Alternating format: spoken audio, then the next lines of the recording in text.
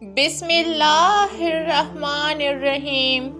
السلام علیکم ورحمۃ اللہ وبرکاتہ۔ محترم ناظرین، اہل سرسار کی ایک قوم جسے قوم سبا بھی کہا جاتا ہے، اللہ تعالیٰ کے بے شمار نعمتوں کے اندر زندگی گزار رہی تھی۔ یہ قوم ایک عظیم تہذیب کی مالک تھی۔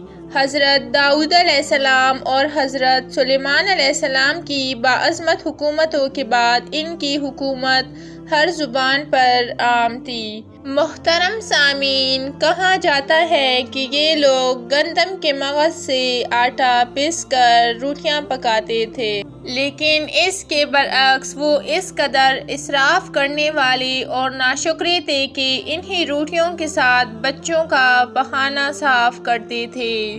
بعد ازاں ان آلودہ روٹیوں کو اکٹھا کرنے سے ایک پہاڑ بن گیا تھا۔ پھر ایک صالحہ شخص نے وہاں سے گزرتے ہوئے ایک عورت کو دیکھا جو روٹی کے ساتھ بچے کے پخانے کے مقام کو صاف کر رہی تھی۔ اس شخص نے عورت سے کہا، تیرے اوپر افسوس، خدا سے ڈر، کہیں ایسا نہ ہو کہ خدا تیرے اوپر اپنا غضب ڈالے اور تجھ سے اپنی نعمت چھین لے۔ اس عورت نے جواب میں مذاق اڑایا اور مغرورانہ انداز میں کہا، جاؤ جاؤ، گویا کہ مجھے بھوک سے ڈرا رہے ہو۔ جب تک سرسار جاری ہیں، مجھے بھوک سے کسی قسم کا کوئی خوف نہیں ہے۔ محترم ناظرین، کوئی زیادہ عرصہ نہیں گزرا تھا کہ اللہ تعالیٰ نے ان لوگوں پر اپنا غضب ڈالا۔ پانی جو کہ زندگی کی بنیاد ہے، ان لوگوں سے چھین لیا، یہاں تک کہ قحط نازل ہوا۔ بات یہاں تک پہنچ گئی کہ ان کی ذخیرہ کی ہوئی تمام غذا ختم ہو گئی۔ آخر کار وہ مجبور ہو گئے کہ انہی آلودہ روٹیوں پر ٹوٹ پڑے جو ان لوگوں نے اکٹھی کر کے پہاڑ کے مانند ڈھیر لگایا ہوا تھا، بلکہ وہاں سے روٹی لینے کے لیے صف لگتی تاکہ ہر کوئی وہاں سے اپنے حصے کی روٹی لے سکے۔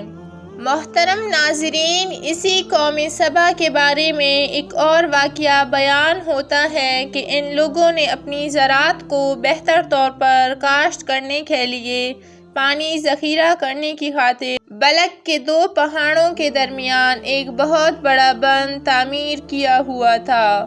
سوراخ اور دوسرے پہاڑوں سے گزرا ہوا پانی اس بند میں آ کر وافر مقدار میں جمع ہو جاتا تھا۔ قوم سبا نے اس پانی سے صحیح طور پر استفادہ کرتے ہوئے وسیع و عریض اور بہت سے خوبصورت باغات لگائے اور کھیتی باڑی کو رونق بخشی۔ ان باغات کے درختوں کی شاخیں اس قدر پلوں سے لدی ہوئی تھی کہ کہتے ہیں کہ اگر کوئی شخص سر پر ٹوکری رکھ کر ان کے نیچے سے گزرتا تو پھل خود بخود ٹوکری میں گرنا شروع ہو جاتے اور قلیل مدت میں ٹوکری تازہ پھلوں سے بھر جاتی۔ لیکن نعمتوں کی کثرت نے انہیں شکر کرنے کے بجائے سرمست اور غافل کر دیا تھا، یہاں تک کہ ان کے درمیان بہت بڑا طبقاتی نظام وجود میں آ چکا تھا۔ ان میں سے صاحب اقتدار لوگوں نے کمزوروں اور ضعیفوں کا خون چوسنا شروع کر رکھا تھا۔ ادھر سے بارشیں زیادہ ہوئی جن کی وجہ سے سیلاب آ گیا اور اس بند میں پانی بہت زیادہ اکٹھا ہو گیا۔ اچانک بند کی دیواریں ٹوٹی، اس سے ایک بہت بڑا سیلاب آیا جس میں تمام دیہات، آبادیاں، مال مویشی، باغات، کھیتیاں، ان کے محل اور گھر پانی میں غرق ہو کر نابود ہو گئے۔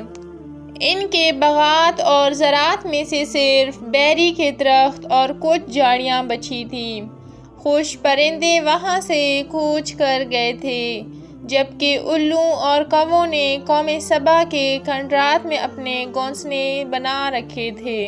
محترم سامعین، یقیناً اللہ کی رزق کی ناشکری کرنے والوں کو ایسی سزا ملتی ہے۔ امید کرتی ہوں کہ آج کا واقعہ آپ کو اچھا لگا ہوگا۔